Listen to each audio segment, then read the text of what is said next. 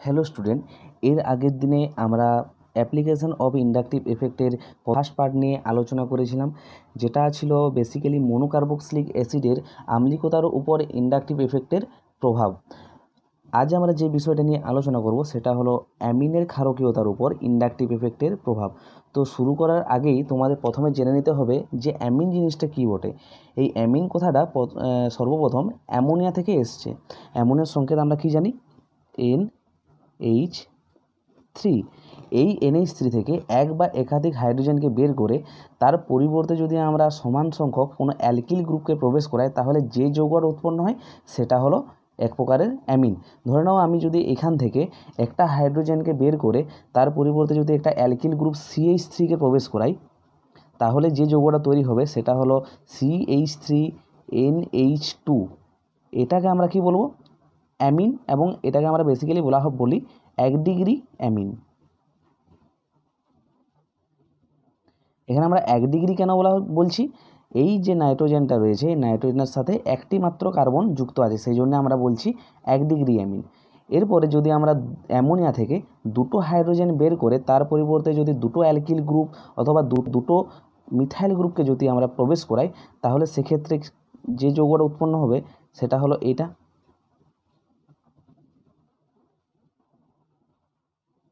এটাকে আমরা বলবো 2 ডিগ্রি অ্যামিন।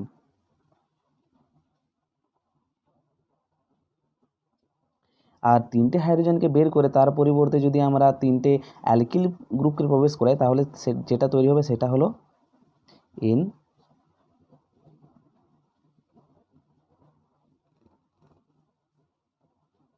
এটাকে আমরা বলবো 3 ডিগ্রি অ্যামিন।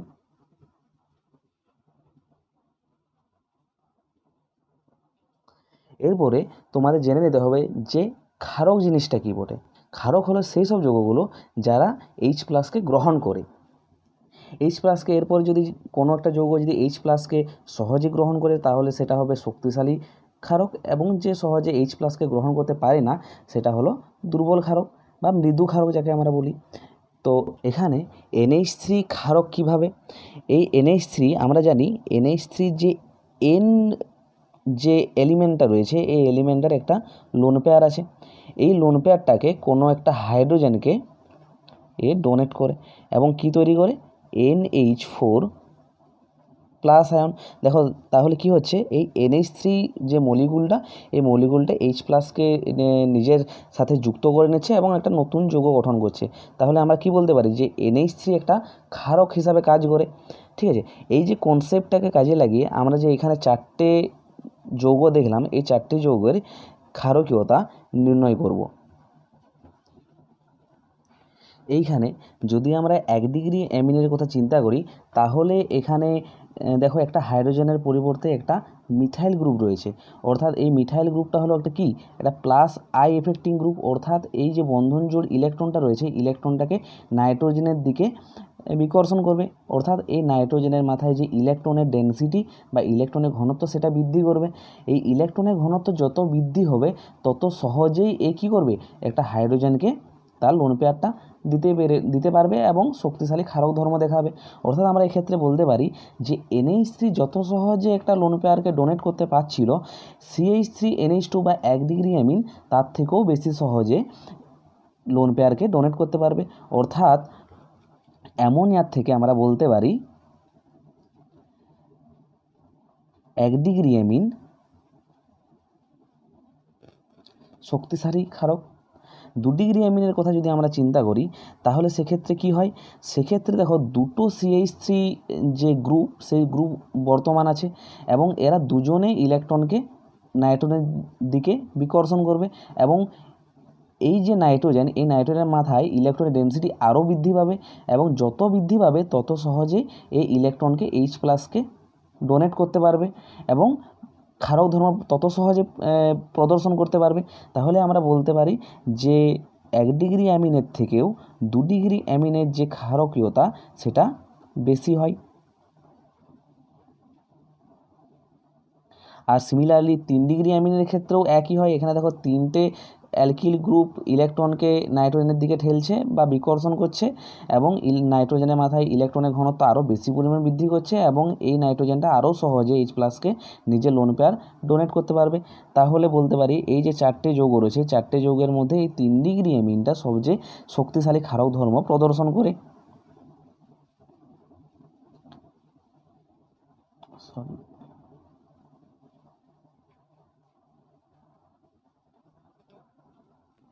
তাহলে আমরা এখান থেকে একটা জিনিস দেখতে পাচ্ছি যে গ্রুপটা ইলেকট্রনকে ডোনেট করছে বা তার লোন পেয়ারকে ডোনেট করছে হাইড্রোজেনকে, সেই গ্রুপটার মাথায় ইলেকট্রনের ঘনত্ব যত বৃদ্ধি পাবে তত ক্ষারক ধর্মটা বৃদ্ধি পাবে। সেই জন্যই আমরা 3 ডিগ্রি অ্যামিনের ক্ষারক ধর্মটা সবচেয়ে বেশি পাচ্ছিলাম।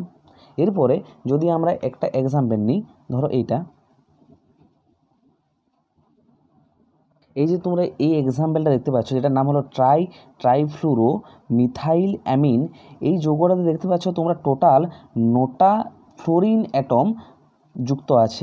আর আমরা জানি এই যে ফ্লোরিনের যে তড়িৎ ঋণাত্মকতা সেটা এই নাইট্রোজেনের থেকে বেশি, এবং নাইট্রোজেনের সাথে বেশি হওয়ার জন্য কি হবে, এই যে 9টা ফ্লোরিন এই নাইট্রোজেনের থেকে ইলেকট্রনকে নিজের দিকে টেনে নেবে। ফলে কি হবে, এই নাইট্রোজেনের মাথায় যে ইলেকট্রনের ঘনত্ব সেটা কমে যাওয়ার ফলে এই নাইট্রোজেনটা অন্য কোনো হাইড্রোজেনকে তার লোন পেয়ারটাকে ডোনেট করতে পারবে না এবং ক্ষারক ধর্ম প্রদর্শন করতে পারবে না। এই যে যৌগটা দেখতে পাচ্ছ এই যৌগটার ক্ষারক ধর্ম বা ক্ষার ধর্ম প্রায় নেই বললেই চলে, কারণ এই যে 9টা ফ্লোরিন যে অ্যাটম রয়েছে এই 9টা ফ্লোরিন অ্যাটম তার নিজের দিকে ইলেকট্রন জোড়গুলোকে টেনে নেবে এবং নাইট্রোজেনের মাথায় যে ইলেকট্রনের ঘনত্ব সেই ঘনত্বটাকে কমিয়ে দেবে। এরপরে নাইট্রোজেনের মাথায় যদি ইলেকট্রনের ঘনত্ব কমে যায় তাহলে হাইড্রোজেনকে এই নাইট্রোজেনটা ইলেকট্রন কোনোভাবেই দিতে পারবে না এবং ক্ষারক ধর্ম প্রদর্শন করতে পারবে না। আশা করি ভিডিওটা তোমাদের ভালো লেগেছে। যদি ভালো লাগে তবে অবশ্যই সাবস্ক্রাইব করে দিও। Thank you.